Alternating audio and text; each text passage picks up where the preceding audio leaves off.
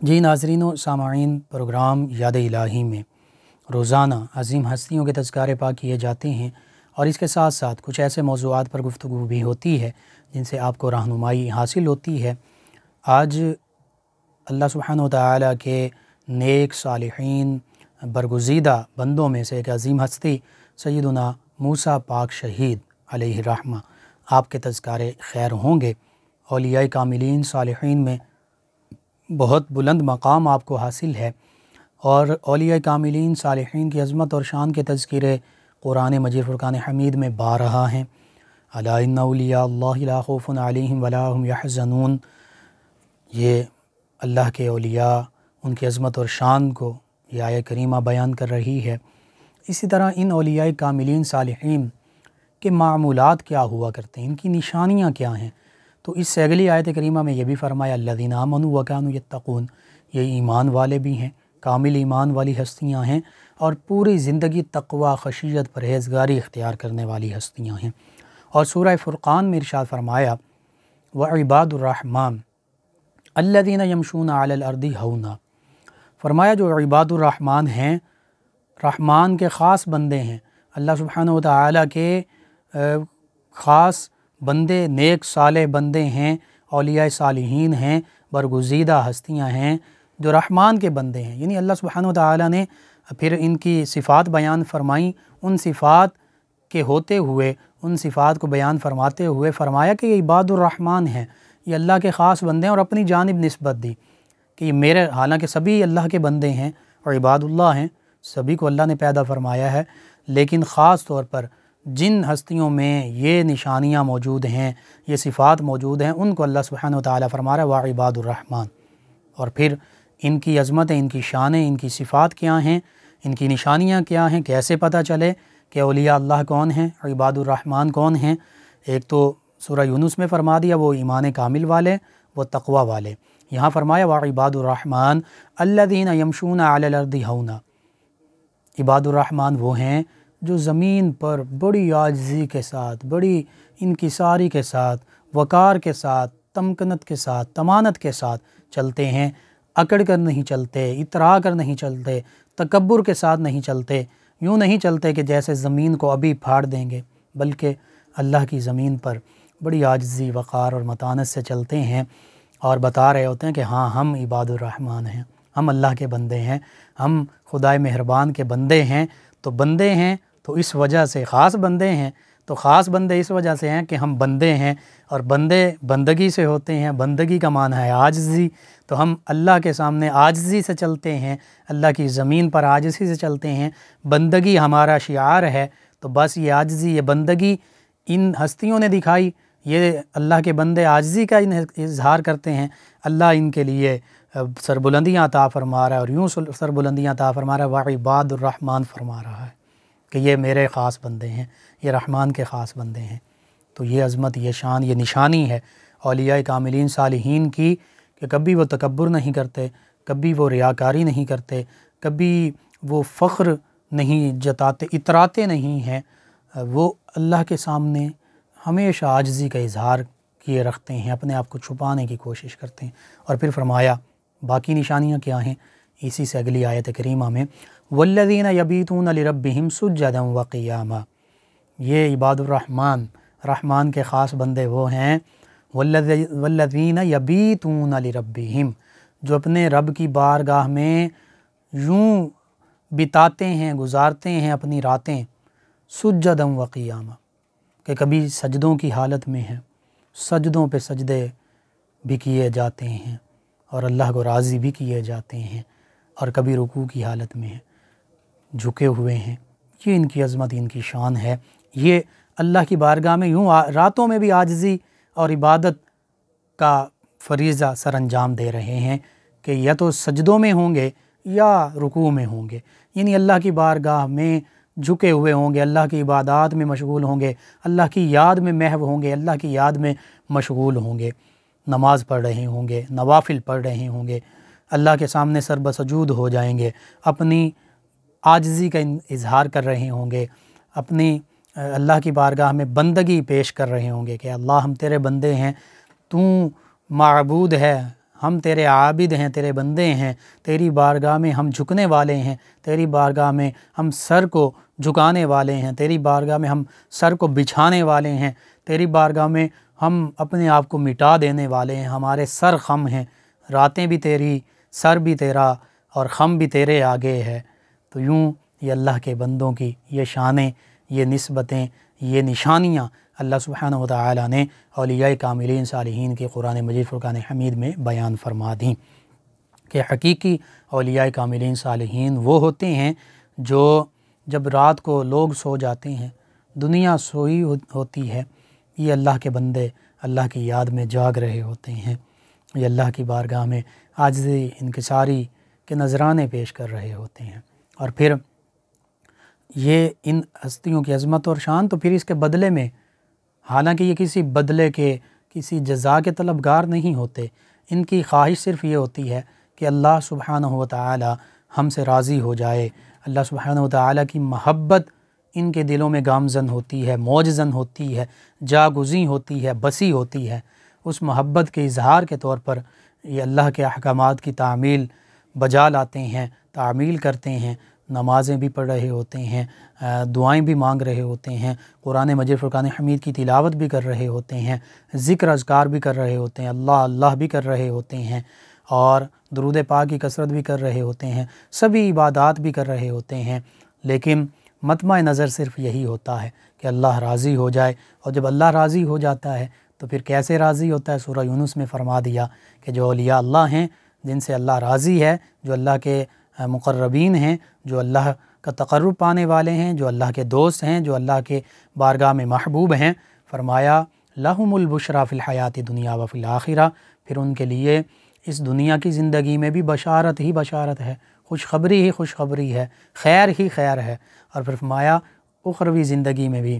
آخرت میں بھی ان کے لیے بشارت ہی بشارت ہے، خوشخبری ہے، بہتری ہے، انہیں کسی قسم کا کوئی خوف، کوئی غم نہیں ہے۔ اور پھر یہاں تک فرما دیا کہ چونکہ یہ اللہ کے نیک صالح بندے ہیں، اللہ کی قربت پانے والے ہیں، اللہ کے محبوب بندے ہیں، تو فرمایا ان کے لیے جو اللہ کے فیصلے ہیں وہ تبدیل نہیں ہوتے، لا تبدیل لکلمات اللہ، اللہ کی باتیں بدلتی نہیں، اللہ کے کلمات، اللہ کے فیصلے تبدیل نہیں ہوتے۔ اور پھر فرما دیا کہ یہ جو اللہ کا قرب پانا ہے، اللہ کی عبادت کرنا ہے، بے ریا عبادت کرنا، بے طمع عبادت کرنا، بغیر کسی غرض اور غایت کے، بغیر کسی لالچ کے عبادت کرنا، فرمایا ذالک هو الفوز العظیم، یہی سب سے بڑی کامیابی ہے۔ اور پھر اس کے بدلے میں اللہ کی جانب سے، ان کے مطمع نظر نہیں، ان کا مطمع نظر یہی ہے کہ اللہ کا دیدار روز محشر میں ہو جائے، اللہ کی رضا اور خوشنودی حاصل ہو جائے، لیکن پھر اللہ سبحانہ و تعالی کی جانب سے ان کو کئی بشارات سے، خوشخبریوں سے، انعامات سے نوازا جاتا ہے، اس دنیا میں بھی اور کل روز محشر بھی نوازا جائے گا، جس میں نور کے ممبروں پہ بٹھایا جائے گا، چہرے روشن ہوں گے، اللہ سبحانہ و تعالی اپنا دیدار عطا فرمائے گا، حتیٰ کہ انبیاء و مرسلین، شہداء کرام، یہ ہستیاں جن کے بہت بلند درجات ہیں، ان اولیاء کرام سے سب سے بڑھ کر انبیاء و مرسلین علیہم الصلاۃ و تسلیم کے درجات ہیں، لیکن وہ بھی رشک کریں گے کہ یہ نہ نبی ہیں نہ شہید، لیکن نور کے ممبروں پر بیٹھے ہیں، نورانی چہرے ہیں۔ یہ عظمت، یہ شان اللہ سبحانہ و تعالی کل روز محشر بھی اپنے اولیاء کاملین صالحین کو عطا فرمائے گا۔ ان اولیاء کاملین صالحین میں سید موسیٰ پاک شہید علیہ رحمہ آپ بھی شامل ہیں، آپ کے تذکار پاک جاری ہیں۔ ناظرین و سامعین، سید موسیٰ پاک شہید گیلانی علیہ رحمہ، آپ حضور غوث اعظم رضی اللہ عنہ ان کی اولاد اطہار میں سے ہیں، اور حسنی سید ہیں، اور برصغیر پاک و ہند میں آپ کے بزرگان میں سے ایک بزرگ جو ہیں وہ حلب شام سے تشریف لائے ہجرت کر کے، اور پھر یہاں پر ملتان میں آپ بسے، اور پھر یہیں پر 952 ہجری میں آپ کی ولادت باسعادت ہوتی ہے حضرت سید موسیٰ پاک شہید علیہ رحمہ کی۔ اور ولادت باسعادت آپ کے جو والد ماجد ہیں ان کا آپ کو بہت زیادہ قرب رہا، اور ان کی معیت یہاں تک رہی کہ وہ جو اوراد و وظائف کرتے تھے، سلسلہ عالیہ قادریہ کے خصوصاً جو اوراد و وظائف ہیں، قرآن کریم کی تلاوت، درود پاک، دیگر جو اوراد ہیں جن میں کلمہ طیبہ کے بھی ذکر ہے، لا الہ الا اللہ، نفی اثبات، اللہ کا ذکر بھی ہوتا ہے، اللہ اللہ اللہ ہو اللہ، تو یہ سارے اذکار، دیگر تمام اشغال جو ہیں، مراقبات، یہ ان کے والد گرامی صبح نماز کے بعد بھی کیا کرتے، دیگر اوقات میں بھی کیا کرتے۔ تو ان کا یہ طریقہ ہوتا کہ اپنے اس ننھے شہزادے کو بھی اپنے ساتھ بٹھا لیا کرتے، تو یہ ان کے ساتھ نماز بھی پڑھتے، بچپن ہی سے یہ معمول تھا، ان کے ساتھ بیٹھ کر اوراد و وظائف بھی کرتے، درود پاک کی کثرت بھی کیا کرتے، حتیٰ کہ بچپن ہی سے ان پر ایسے سادات میں سے بھی تھے، وہ سب سے بڑی نسبت نبی کریم صلی اللہ علیہ وآلہ وسلم کی اولاد اطہار میں سے ہونا، اور پھر اس کے ساتھ ساتھ جب یہ اپنے والد گرامی سے ان اوراد و وظائف اور ان کے اشغال کا شغف حاصل ہوا، تو پھر اور زیادہ اللہ سبحانہ وتعالی کی قربت بچپن ہی سے حاصل ہوئی، اور بچپن ہی سے وہ آثار آپ پر بزرگی کے نمایاں ہونے شروع ہو گئے۔ اور پھر آپ یہاں تک خود فرماتے کہ جب میرے والد گرامی اشغال میں مصروف ہوتے، مجھے بھی اپنے ساتھ رکھتے، تو ایسا بھی ہوتا کہ اکثر اوقات مجھے بھوک نہیں لگتی، لیکن والد گرامی کے کہنے پر میں کچھ نہ کچھ کھا لیا کرتا، نیند نہ آتی، مجھے نیند نہیں آتی تھی، والد گرامی فرماتے نہیں کچھ دیر نیند بھی پوری کر لو، تو میں سونے کی کوشش کرتا، نیند نہ آتی تو پھر میں دوبارہ اٹھ جاتا اور پھر میں دوبارہ یوں ہی اوراد و وظائف میں مشغول ہو جاتا، نوافل میں مشغول ہو جاتا۔ تو یہ جب ہم اولیاء کاملین صالحین اپنے اسلاف کے تذکارے پاک پڑھتے ہیں تو ہمیں یہ پتہ چلتا ہے کہ والدین یوں اپنی اولاد کی تربیت کیا کرتے تھے کہ اپنے ساتھ خود بھی وہ نیک ہوتے تھے، ان کے والد گرامی بھی اللہ کے نیک ولی تھے، تو خود بھی نیک ہوتے تھے، خود بھی نیکی کے راستے پر گامزن ہوتے تھے، اور اپنی اولاد کو بھی ان کی تربیت بھی کرتے تھے، تعلیم بھی دیتے تھے، اپنے ساتھ ساتھ رکھتے تھے۔ تو جب ایسی اولاد جب اپنے والدین کو یوں دیکھا کرتی تھی تو بچپن ہی سے ان کا اوڑھنا بچھونا جو ہے وہ اللہ کی یاد ہو جایا کرتی تھی، وہ قرآن مجید فرقان حمید کی تلاوت ان کا اوڑھنا بچھوڑنا ہوتی تھی، اللہ کے پیارے حبیب صلی اللہ علیہ وآلہ وسلم کی محبت ان کی زندگی کا حصہ بن جایا کرتی تھی، ان کی روح میں رچ بس جاتی تھی۔ اور پھر چونکہ یہ اولیاء صالحین اللہ کی مخلوق کے ساتھ بھلائی کا معاملہ کرتے تھے، کوئی ان کے در پہ آتا ہے اس کو فیض یاب کرتے ہیں، بیعت بھی فرماتے ہیں، ان کی مشکلات ان کی پریشانیاں جانتے ہیں اور ان کی تکلیف کو دور کرنے کی کوشش کرتے ہیں۔ تو یوں اللہ سبحانہ وتعالی نے ان کے والد گرامی ان کے ذریعے سے ان کو یوں فیض یاب فرمایا، حتیٰ کہ جیسے جیسے جوان ہوتے کہ علوم اسلامیہ کی بھی تکمیل آپ نے کی، اور پھر اللہ سبحانہ وتعالی کا قرب یوں حاصل ہوا کہ اولیاء کاملین صالحین میں بہت بلند مقام، پھر آپ ظاہری حسن و جمال سے بھی آپ کو اللہ سبحانہ وتعالی نے نوازا، بہت خوبصورت، بہت حسین تھے، اور پھر جمال کے ساتھ جلال بھی تھا۔ اور آپ کی اب اگر ہم مریدین کا تذکرہ کریں، بہت سے مریدین،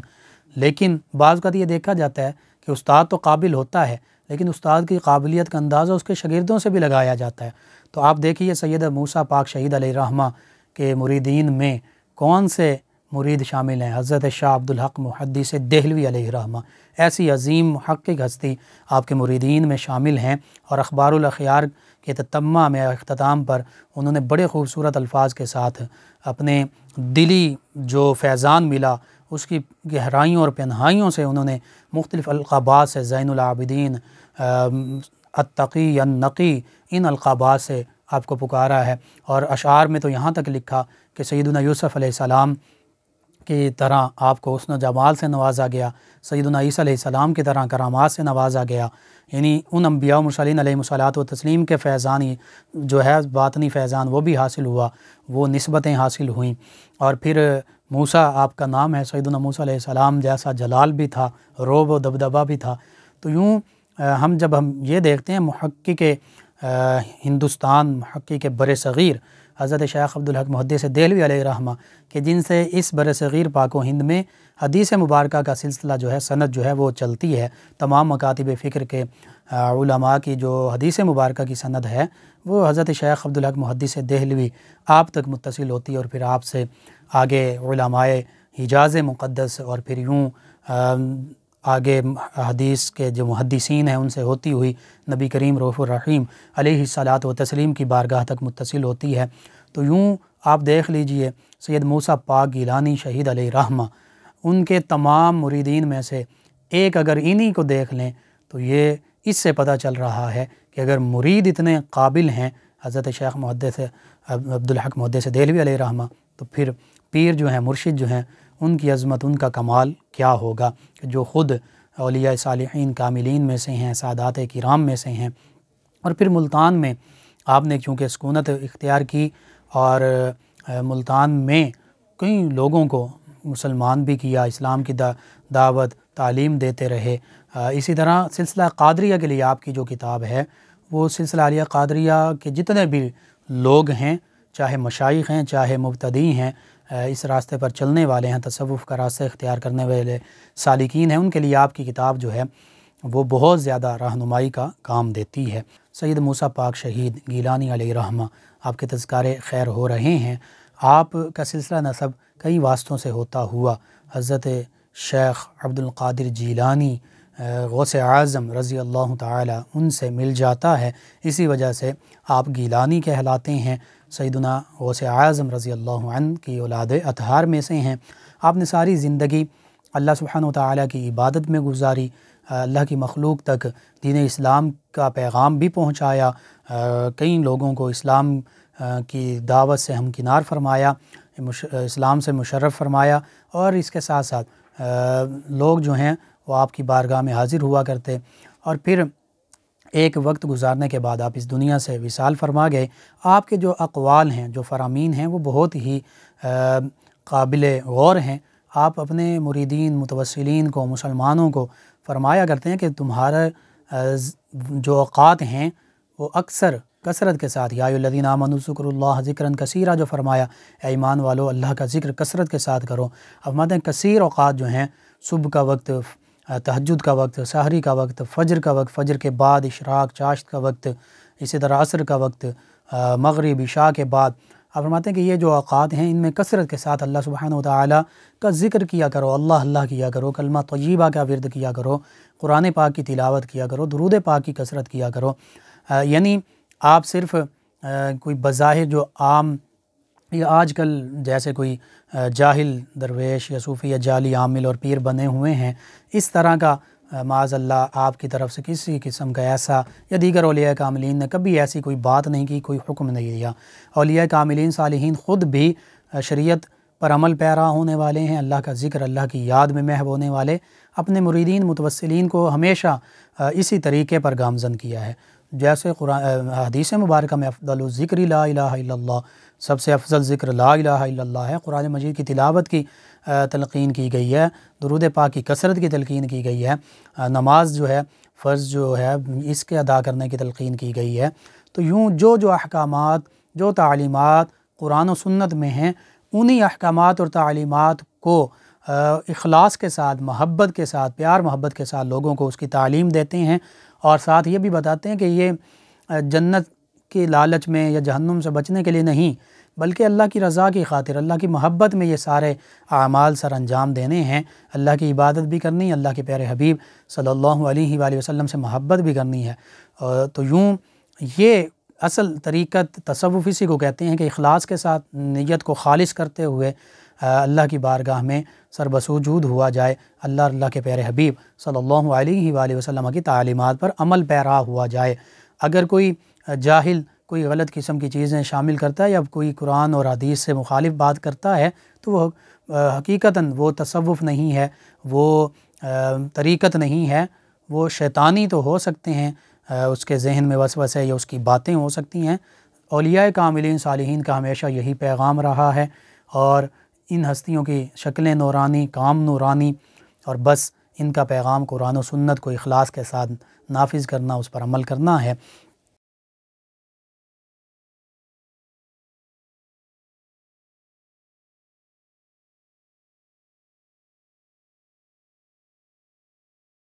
ناظرین و سامعین، اس دوران ہمیں جوائن کیا ہے حافظ احسان صاحب نے، اور یہ کہتے ہیں السلام علیکم۔ جی وعلیکم السلام۔ کہتے ہیں کہ پروگرام بہت اچھا ہے، جی شکریہ آپ کا۔ دعوت الارض کے بارے میں پوچھا کہ یہ کیا ہے؟ جی قرب قیامت کے نزدیک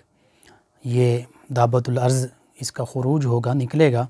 دعوت الارض لفظی معنی اس کا زمین کا جانور، تو یہ ایک عجیب و غریب شکل کا جانور ہوگا، قرب قیامت کے نزدیک یہ کوہ صفا سے نکلے گا، اور اس کے پاس سیدنا موسیٰ علیہ السلام کا عصا بھی ہوگا، اور سیدنا سلیمان علیہ السلام کی انگوٹھی بھی ہوگی۔ یہ فصیح و بلیغ زبان بولے گا، عربی زبان میں گفتگو بھی کرے گا، اور یہ اللہ تعالیٰ کی طرف سے قیامت کی نشانیوں میں سے ایک نشانی بھی ہے۔ حدیث مبارکہ کا میں اس کا ذکر ملتا ہے کہ جہاں 10 قرب قیامت کی علامات کا ذکر فرمایا، جس میں مشرق میں زمین کا دھنسنا، مغرب میں زمین کا دھنسنا، جزیرۃ العرب میں زمین کا دھنسنا، اسی طرح دیگر علامات میں وہ مشرق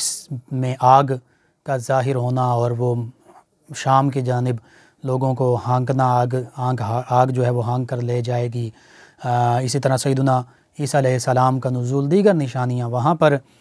یاجوج ماجوج کا خروج، وہاں پر دابۃ الارض کے بارے میں بھی فرمایا کہ یہ بھی قرب قیامت کی علامات میں سے ہے۔ تو یوں یہ عجیب و غریب شکل کا جانور نکلے گا، ہاتھ میں سیدنا موسیٰ علیہ السلام کا عصا اور ایک ہاتھ میں سیدنا سلیمان علیہ السلام کی انگوٹھی ہوگی، تو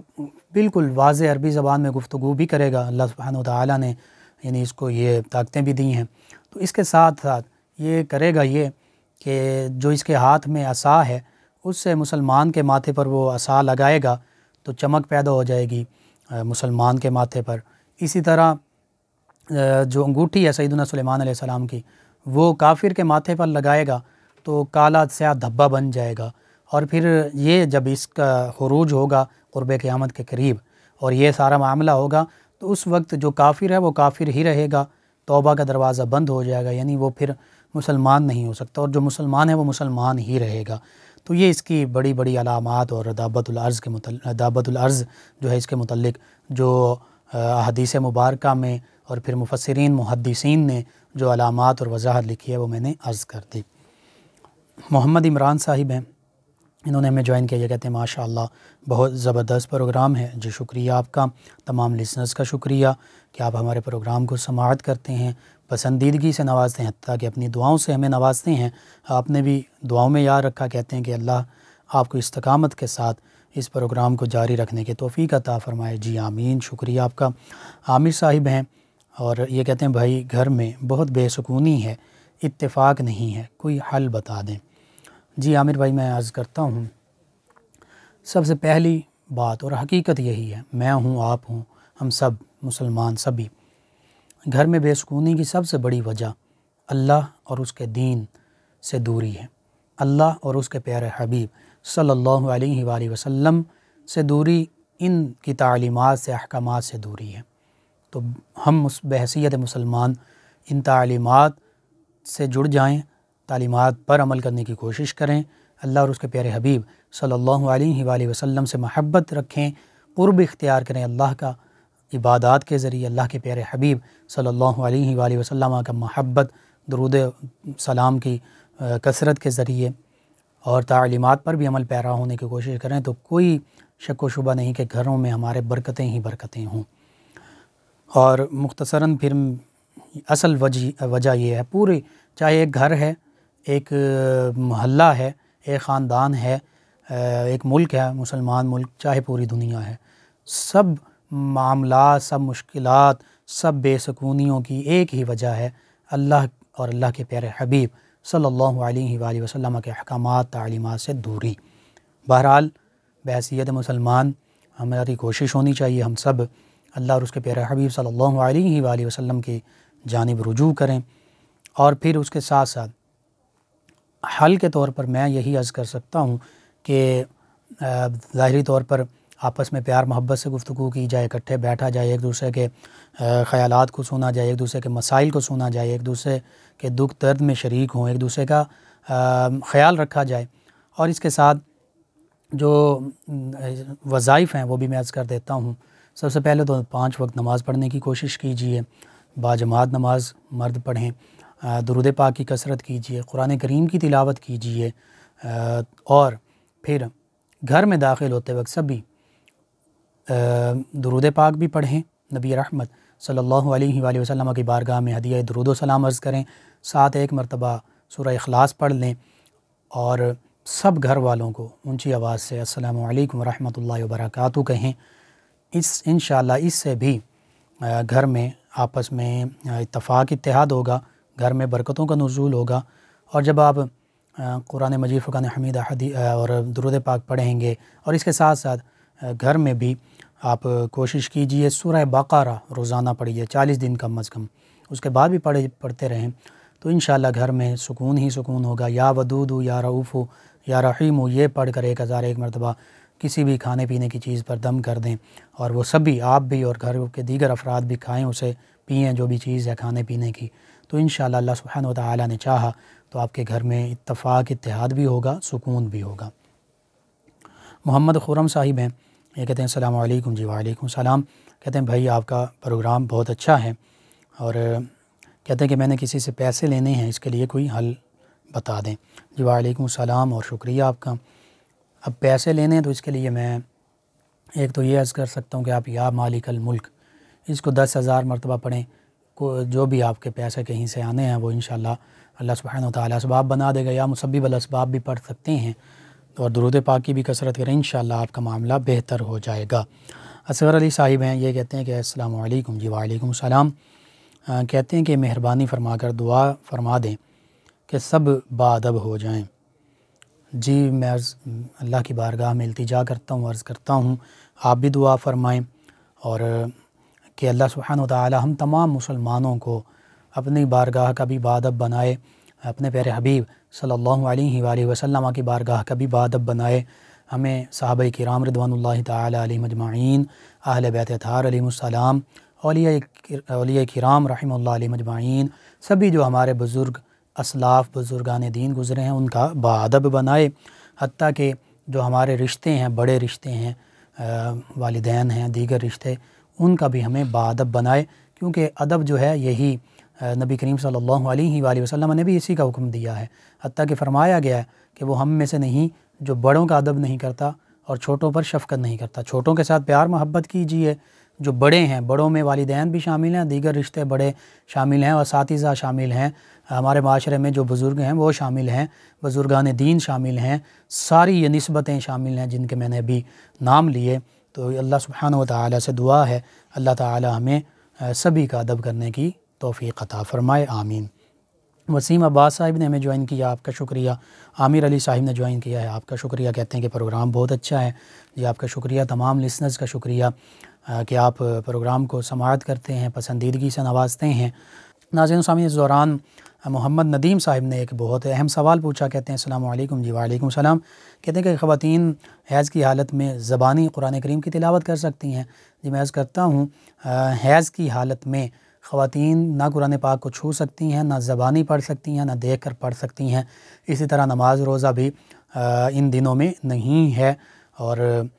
روزے جو ہے اس کی پھر بعد میں قضا ہے، نماز کی قضا بھی نہیں ہے۔ تو اس لیے میں یہ عرض کر دوں کہ قرآن کریم کی تلاوت جو ہے وہ خواتین یوں ان دنوں میں نہیں کر سکتی۔ ناظرین و سامعین، آپ کے جو سوالات کے جوابات وظائف عرض کیے جاتے ہیں آپ ہمارے یوٹیوب چینل یاد الہی سے ان کو ڈاؤن لوڈ کر کے دیکھ سکتے ہیں، سن سکتے ہیں،